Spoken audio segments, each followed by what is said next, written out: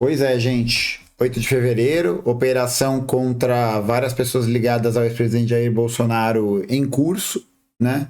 Vários mandatos de prisão aí foram cumpridos, de busca e apreensão, e o passaporte do Bolsonaro foi solicitado para ser retirado até para entregar o passaporte, na verdade, em até 24 horas, né? Porque quando a PF foi para Angra dos Reis, onde ele poderia estar, ele não fugiu com a lancha, tal qual um filme do Pequenos Espiões, dos Pequenos Espiões e o Cabeça de Nós Todos. Mas a gente estava dando uma olhada aqui na live, né, antes de fazer esse corte, o número de pessoas que estavam sendo investigadas, né, com os mandatos de busca e apreensão.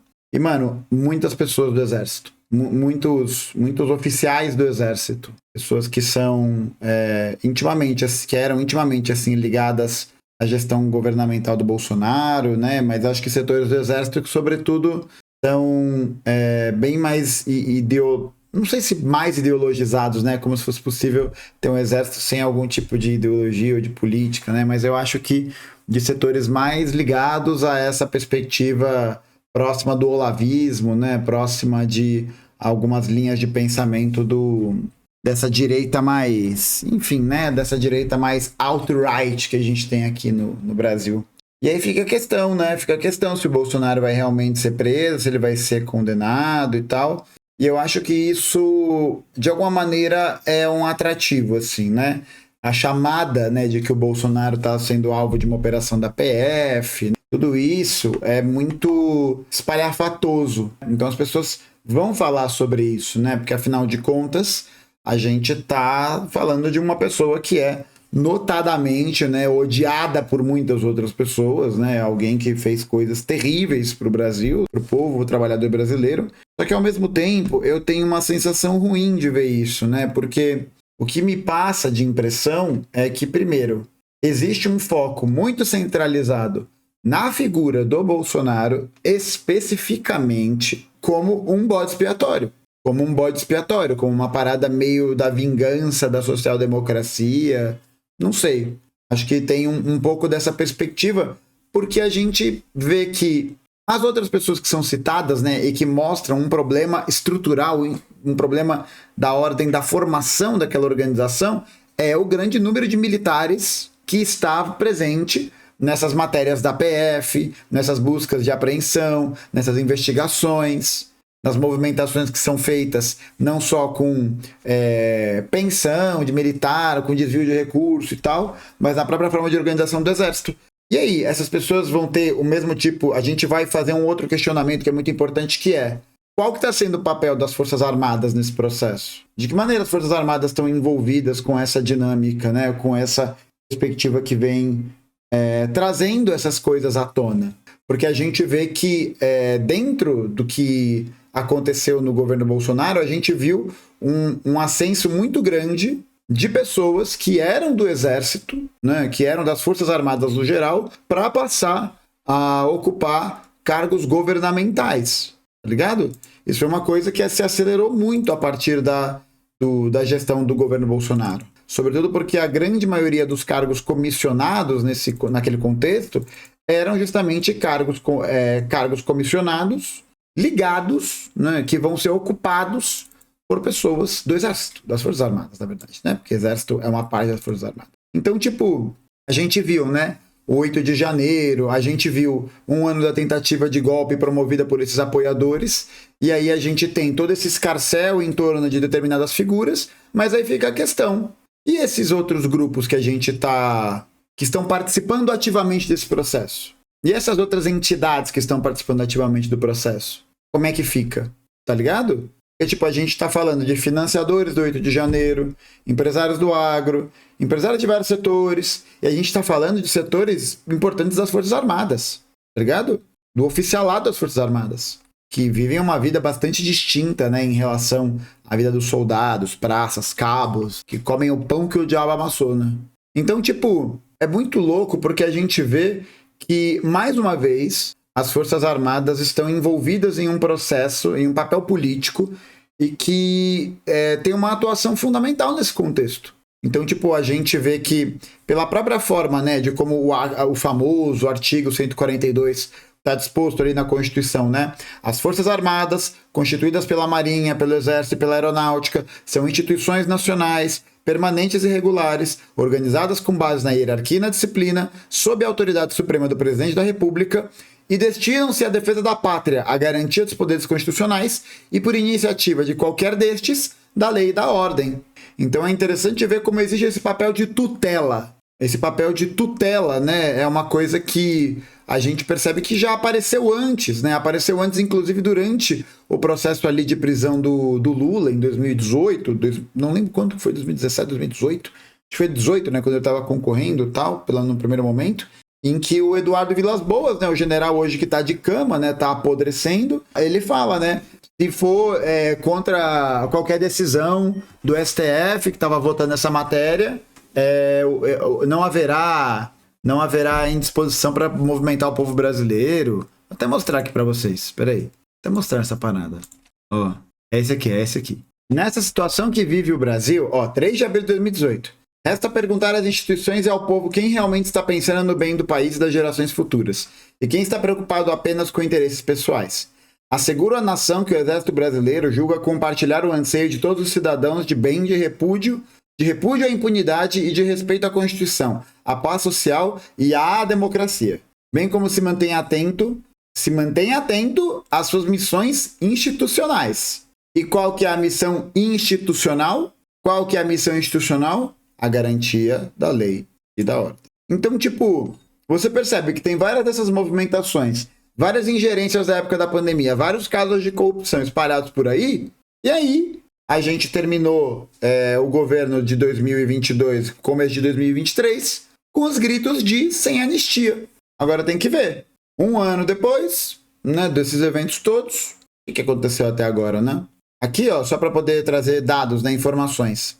Os militares, né, eu acho que isso dá essa contextualização dessa importância, ela é bastante vital. Os militares fazem parte sensível da política brasileira, né, nesse processo de intervenção, de atuação, parará, desde antes do século XX, né? A própria proclamação da República foi um movimento organizado por setores das Forças Armadas. Então você tem o golpe de 1889, você tem a Guerra de Canudos, você tem as revoltas tenentistas, né? Então os problemas que aconteciam entre os oficiais de alta patente e o restante das forças do exército. Você tem um movimento como a Coluna Prestes, que vai ser um movimento contrário a essa forma de desmoralização que o exército e setores dele vinham sofrendo por partes de entidades do governo federal. Você tem a Revolução de 30, você tem o Estado Novo, você tem a atuação, né, dos militares muito aproximada dos Estados Unidos entre 1946 e 64, você tem a ditadura militar em 64, então em vários momentos a gente tem essa participação muito atuante das Forças Armadas, né? E no governo Bolsonaro, o governo Bolsonaro vai superar os números da ditadura em relação aos cargos ocupados por militares, né? Durante o governo Bolsonaro, em 2020, eram 6.157 oficiais ocupando cargos comissionados. Essa informação é do Tribunal de Contas da União. Então a gente tem a participação, né, muito grande do Exército em diversos cargos, né, justamente para poder... E o que acaba promovendo justamente esse processo de aparelhamento, né, por assim dizer, além de ocupar cargos estratégicos, né, como, por exemplo, cargos de gestão e de gerência na Petrobras, na Eletrobras, que são cargos importantíssimos não só né, para o desenvolvimento energético soberano do Brasil, mas são cargos também que têm um poder político, um poder monetário muito grandes, né? Essa é uma outra questão que pega muito.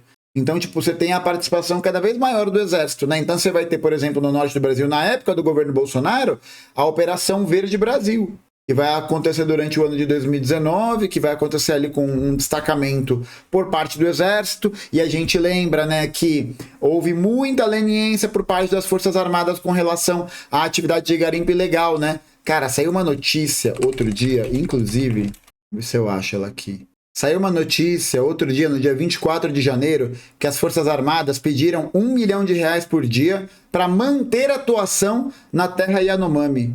Só que nem metade dos alimentos que eram necessários para aquela situação foram entregues aos indígenas, tá ligado? E esse valor foi calculado por quem? Pelo Ministério da Defesa. né, que é ocupado hoje pelo José Múcio.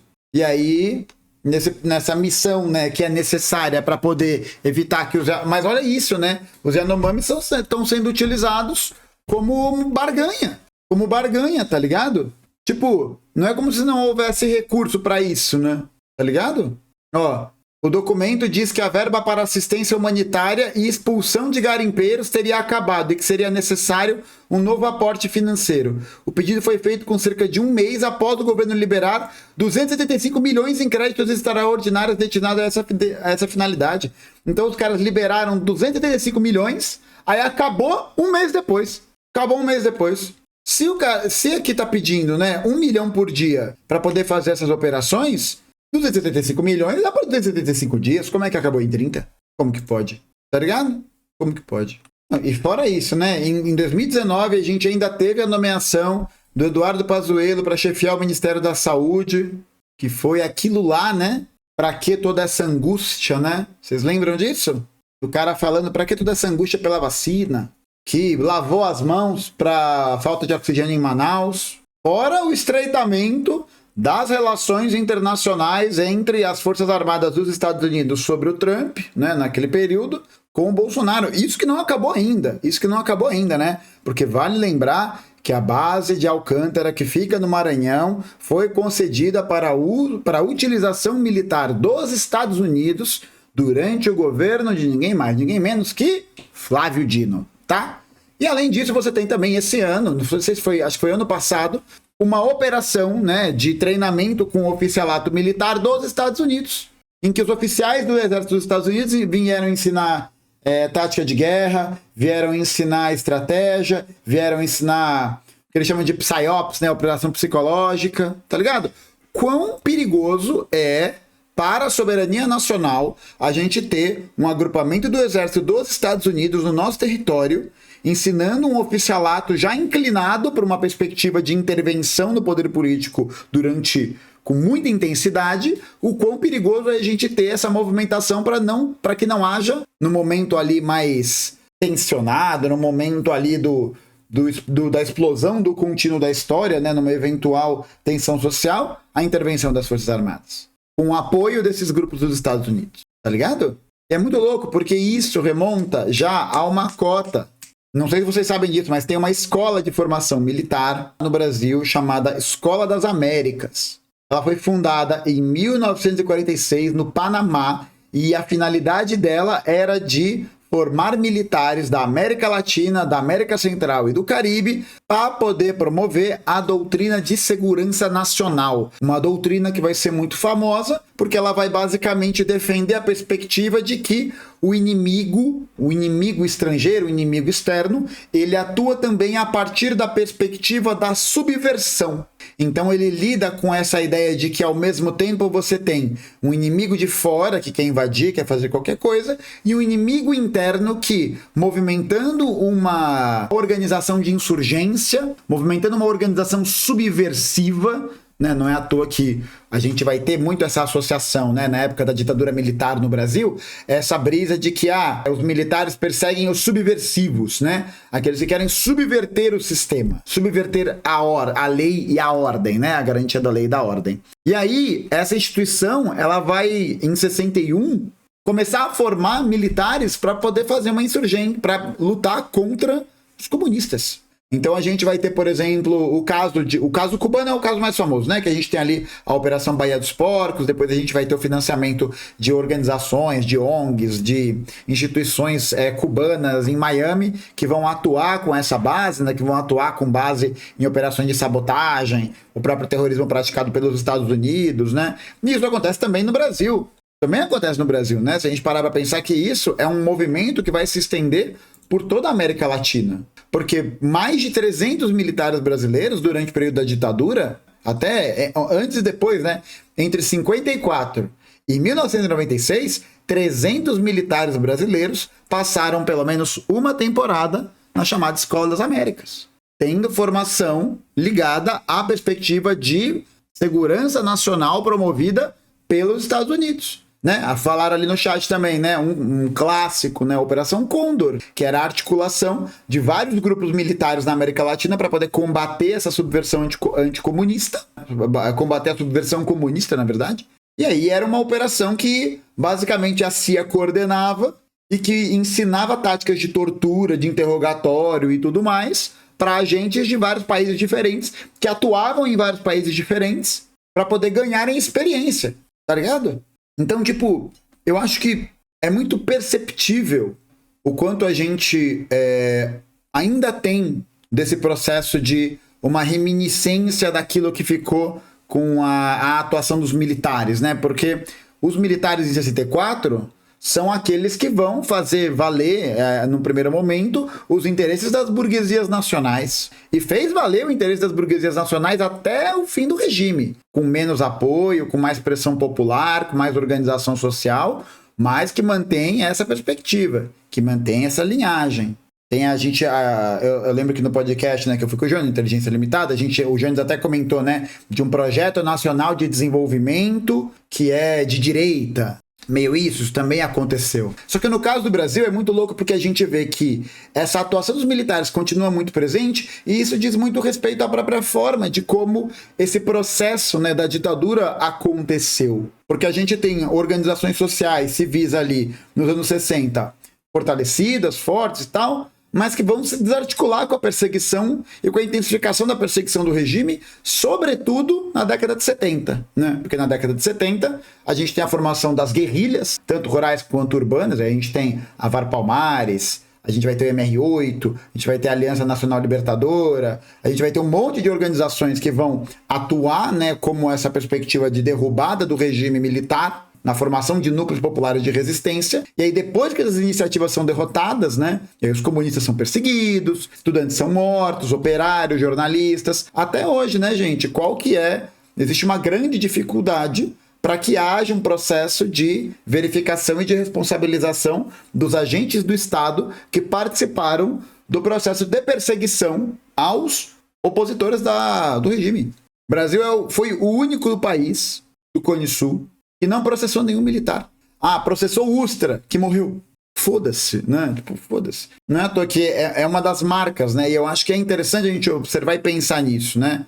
Uma transição lenta, gradual e segura. Uma transição lenta, gradual e segura para justamente poder garantir que não haja uma ruptura muito grande e um distensionamento no sentido de que isso pudesse provocar uma ruptura completa da lei e da ordem.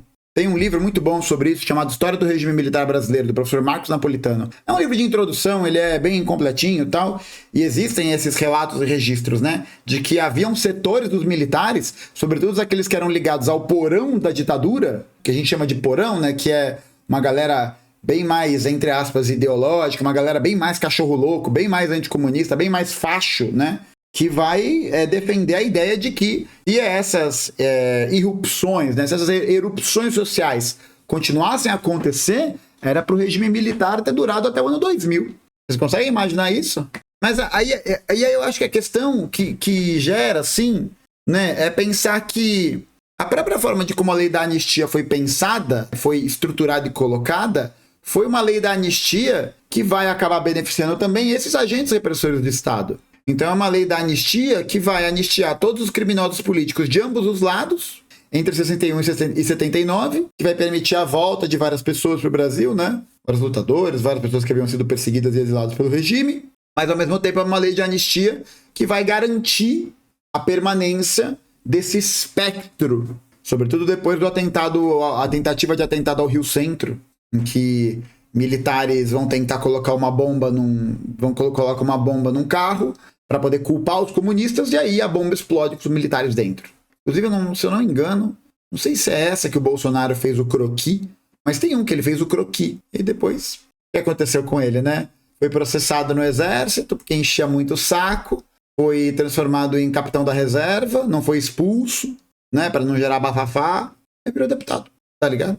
E é isso, né? E expressando o interesse desses grupos, dessa reminiscência militar nessa reminiscência dessa galera que vai se apoiar muito no verniz, né, de moralidade, no verniz da defesa do discurso contra a corrupção. Muito isso, né? Os defensores da moral, os defensores dos valores, do bem para o Brasil. Então, tipo, você vai ter uma campanha gigante, assim, para promover a parada da anistia, né? Para promover esse processo, né? Você tem o primeiro Congresso Nacional pela Anistia, que acontece no TUC, em São Paulo, o terceiro Encontro Nacional pela Anistia no Rio, o Congresso de Anistia de Roma, a Greve Nacional de Fome dos Presos Políticos pela Anistia, o quarto Encontro Nacional pela Anistia, o Grande Comício pela Anistia na Praça da Sé, tá ligado? Então, tipo, o que a gente percebe é que essa lei ela foi negociada com essa moderação. E aí, até hoje, a gente tem como um reflexo disso, e no momento que essa crise se intensifica de maneira muito acelerada, né, de maneira muito acelerada, não, acho que não só acelerada, mas de forma muito aguda, a gente percebe que esses fantasmas ainda cercam a nossa história, a nossa vida, né? Eles ainda estão por ali, tá ligado? Eles ainda são parte, né, desse passado que não se cansa em gritar no presente, tá ligado? E isso é muito louco, porque ainda que isso tenha sido uma vitória parcial, né, tenha sido muito importante, a gente percebe que hoje esse resquício, né, da não anistia, do lavar as mãos, nos trouxe a esse lugar de volta, em que novamente a gente está tendo esse movimento. E aqui, ó, para a gente poder perceber o quão problemático é isso, né? Entre 2019 e 2022, o governo Bolsonaro negou 95% dos pedidos de reparação analisados pela Comissão Nacional da Verdade, que tinha como objetivo, né, que foi instituído em 2014, e que tinha como objetivo investigar os crimes dos agentes da repressão da ditadura. E aí, em 2023, no dia 17 de janeiro de 2023, o governo Lula-Alckmin institui uma nova comissão da anistia, que é ótimo, porque os trabalhos haviam sido parados em 2016, depois do golpe. Tá entendendo? Tá entendendo? Tá entendendo? Eu preciso do quadro de cortiça aqui, ó. Aqui, e as paradas todas conectadas, né? E eu assim, um cara de maluco. Aí você teve, né?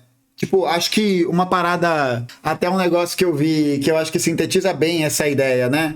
Uma coisa que eu vi que eu achei muito, muito boa, foi um tweet do Hora Thiago, né? Inclusive eu vou pedir pra Jo colocar aí, né? O tweet do Hora Thiago em algum lugar, que é: vitórias simbólicas, derrotas concretas. Porque ao mesmo tempo que a gente tem, né, um restabelecimento de pedidos públicos de desculpa às vítimas da ditadura, né, pela Comissão da Anistia, o famoso foi mal aí, galera, né?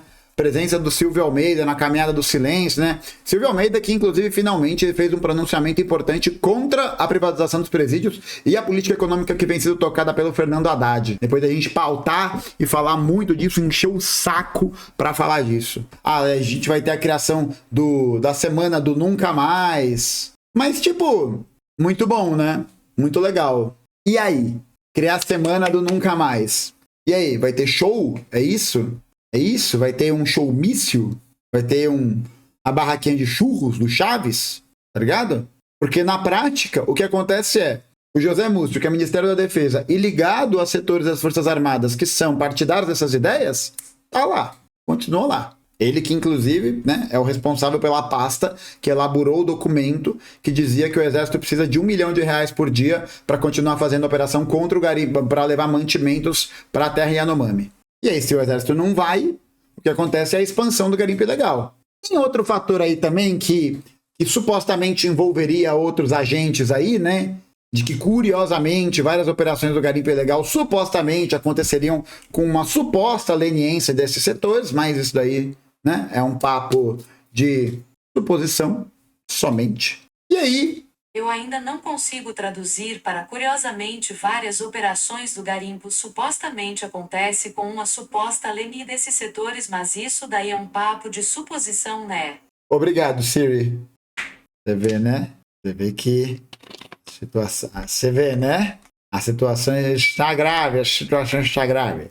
Aí, outra grande derrota concreta é a continuidade e o aprofundamento da política neoliberal que se é iniciada na ponte para o futuro com o Temer. Com arcabouço fiscal, meta de déficit zero, o maior pacote de políticas públicas e parcerias público-privadas, né? As privatizações que a gente vai estar tendo na história, o momento em que, desde 2000 e... acho que há 19 anos, desde 2004, 2005, o salário nunca esteve tão baixo na composição da renda do brasileiro, como da renda nacional, como está hoje em dia. E em 2016, o momento era que o salário era justamente o salário que ocupava esse lugar mais alto. E aí não tem nenhuma perspectiva de mudança dessas reformas, das contra-reformas, do ensino médio, da previdência, da trabalhista. Não tem nenhuma perspectiva, né? Então o que a gente observa é vitória simbólica, derrota concreta. E isso levanta uma questão que vai para um outro lugar ainda, que vai para uma outra parada, que é justamente um negócio que a gente precisa entender e que eu acho que alguns assuntos na atualidade têm sido muito didáticos, né, para poder mostrar essa ideia, e é justamente o fato de que a gente vive através do Pacto Nacional de Esquecimento. Então é o grande Pacto Nacional de Esquecimento.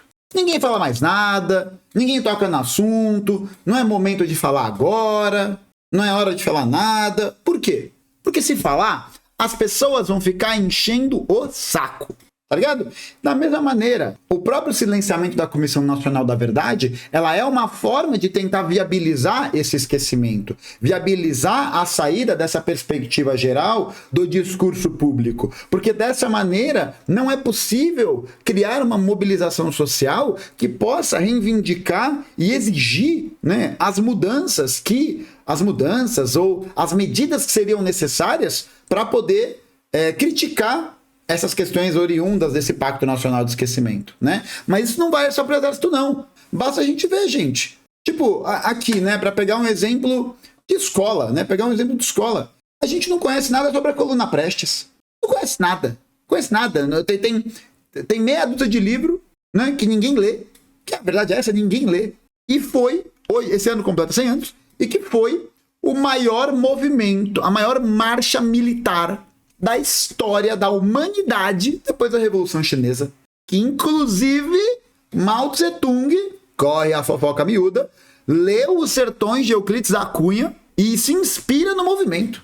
Na guerra, não, porque os Sertões não conta a história da coluna, né? Os Sertões conta a história de Canudos, mas que ele leu Euclides da Cunha, que ele tomou conhecimento da coluna Prestes, que foi estudar a coluna Prestes, e a gente não conhece.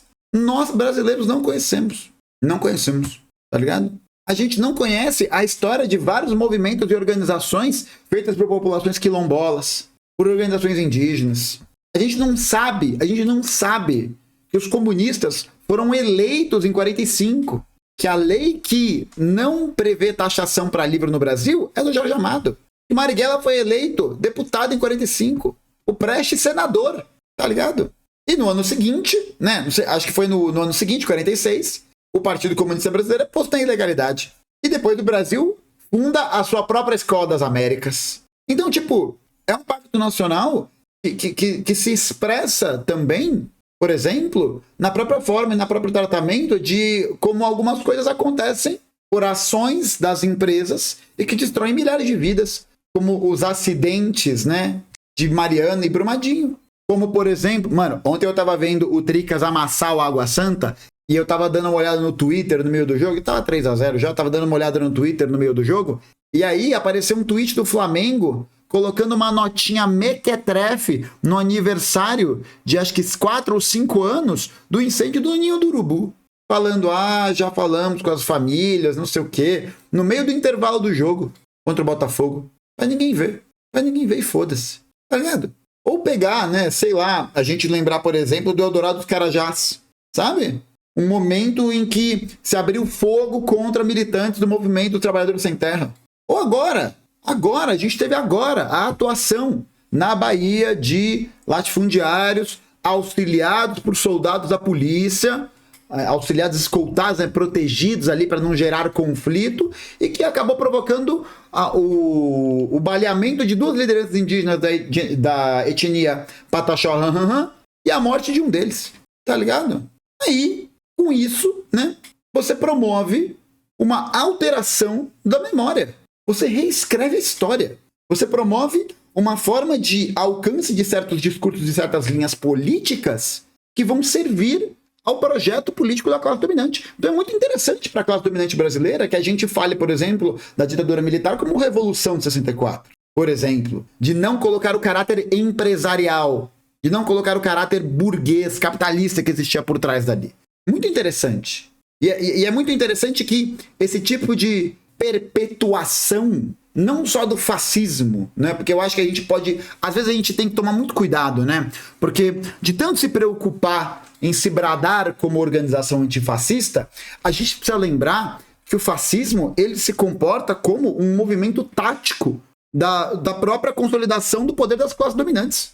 Então não só o fascismo se perpetua, mas a própria ideologia capitalista, a própria movimentação da economia política capitalista que se movimenta na direção para garantir sua continuidade a partir do apoio de forças da extrema-direita mobilizadas que vão estar atuantes para poder desvincular e desmobilizar as forças dos oprimidos, da classe trabalhadora.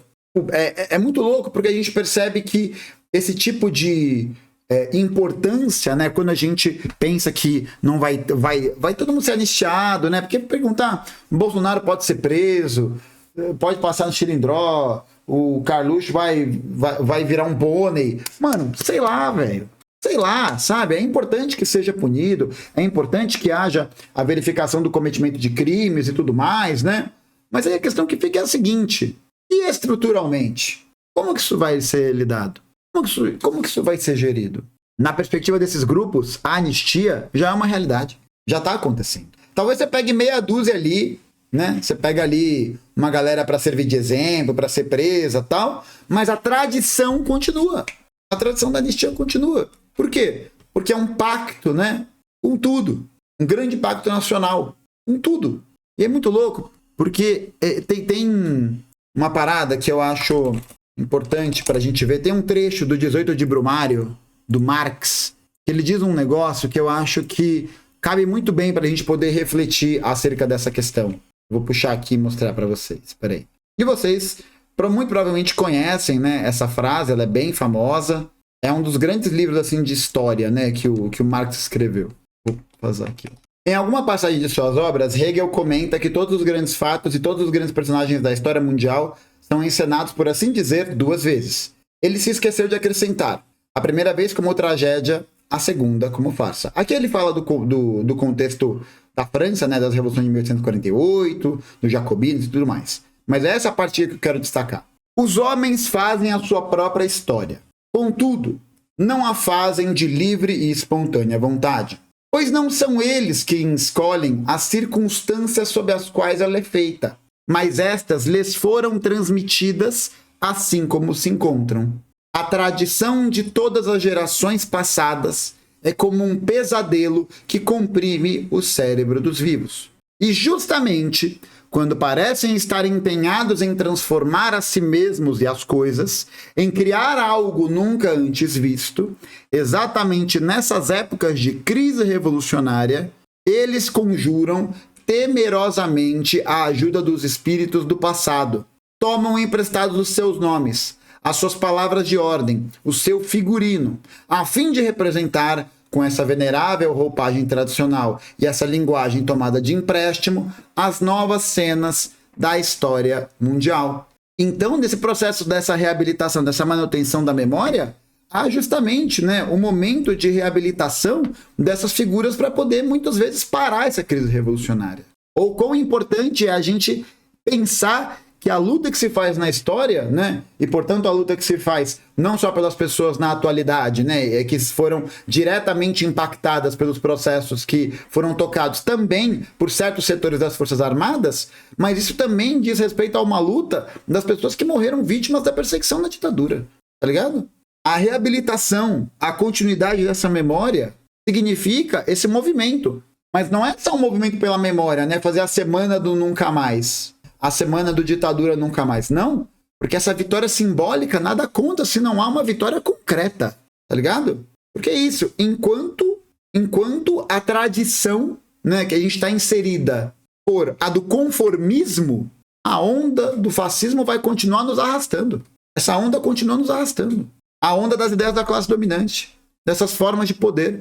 Enquanto a tradição não for arrancada do conformismo, para que a gente possa mobilizar na direção, né, disso que o Marcos está falando, dessas palavras de ordem, a ajuda dos espíritos do passado. Enquanto a gente não fizer isso, não só a gente não vai derrotar o nosso inimigo, não só a gente vai perder, como a gente vai também esquecer, como vai também sofrer uma opressão material por isso. Não há outra alternativa, né? Porque enquanto o nosso inimigo vencer, a gente vai perder. Acabou. É isso. E esse inimigo não tem cessado de vencer. Para terminar, queria só... Nem estava planejado isso aqui, mas acho que é isso, né? Rolou assim. Era um vídeo que eu já estava planejando fazer há algum tempo. Um outro trecho que eu acho que é importante para a gente poder entender essa ideia é a sexta tese do Walter Benjamin, das teses sobre o conceito de história. Articular, isso aqui eu acho que é importante porque dialoga muito com essa perspectiva de memória, né, do que a gente está tentando trazer, construir. Nesse sentido, de poder pensar uma memória, de poder pensar um movimento que seja contrário justamente a essas iniciativas, né? A um movimento que possa, de fato, resolver os problemas da nossa classe. Articular historicamente o passado não significa conhecê-lo como ele de fato foi. Significa apropriar-se de uma reminiscência, ou como ela relampeja no momento de um perigo. Cabe ao materialismo histórico fixar uma imagem do passado, como ela se apresenta, no momento do perigo, ao sujeito histórico, sem que ele tenha consciência disso. Qual que é essa imagem? Qual que é essa imagem de perigo? Qual que é? Essa daqui. Qual que é essa imagem de perigo que o materialista histórico, comprometido com o processo revolucionário, com a emancipação da classe, vai avaliar, vai mostrar no momento do perigo? Qual que é esse momento de perigo? O perigo ameaça tanto a existência da tradição como os que a recebem. Para ambos, o perigo é o mesmo: entregar-se às classes dominantes como seu instrumento. Se não há essa mostragem, se não há esse movimento, a tradição abraça o conformismo. E esse perigo, essa onda, arrasta os dois. Arrasta a tradição e arrasta quem recebe ela. Em cada época, é preciso arrancar a tradição ao conformismo que quer apoderar-se dela. Pois o Messias não vem... Ai, que muito irônico, né? Pois o Messias não vem apenas como Salvador. Ele vem também como vencedor do Anticristo. Essa ideia, essa perspectiva, essa influência, ela é muito ligada à teologia judaica, do qual Benjamin era muito próximo, mas é essa ideia, não é só da salvação, né? Não é só da salvaguarda moral da classe dominada, mas é também de sua vitória. Não é só porque ela é melhor, né? Porque o amor venceu. Não, ela significa também a vitória concreta, e não a vitória simbólica. Ela é a vitória concreta. O dom de despertar no passado as centelhas da esperança é privilégio exclusivo do historiador convencido de que também os mortos não estarão em segurança se o inimigo vencer. E esse inimigo não tem cessado de vencer. Porque toda vez que a gente percebe, né, que há esse movimento da não anistia de novo, esse movimento, né, de que há uma necessidade de preservação disso, é isso que acontece. Essa morte, né, essas questões todas, né, elas estão diretamente relacionadas ao fato de que a anistia, né, essa possibilidade de nada acontecer feijoada, ela é justamente o símbolo da vitória da classe dominante. E ela vai permitir com que possa haver uma articulação que vai arrastar ainda mais. E aí, no momento do perigo, o que a gente faz? Vai contar com o quê? Rememorar, mas sobretudo se mobilizar para poder promover uma vitória concreta disso. Para poder levantar os processos, para poder responsabilizar eventuais pessoas que sejam responsáveis, tá ligado? Pela mobilização popular. Esses são os caminhos da vitória. Não pedir desculpa, não dizer que tá tudo bem, não dizer que não há luta de classes, porque ela tá aqui, expressa, né? Muitas vezes expressa na figura de uma pessoa específica e muitas vezes tomando forma e consciência de algo que a gente nem imagina que ainda esteja aqui, como é o caso dos militares no Brasil. Pensar esse passado, reivindicá-lo nessa forma ativa, é também se mobilizar no presente. E a única coisa que pode fazer o presente também superar esses fantasmas que continuam nos assombrando.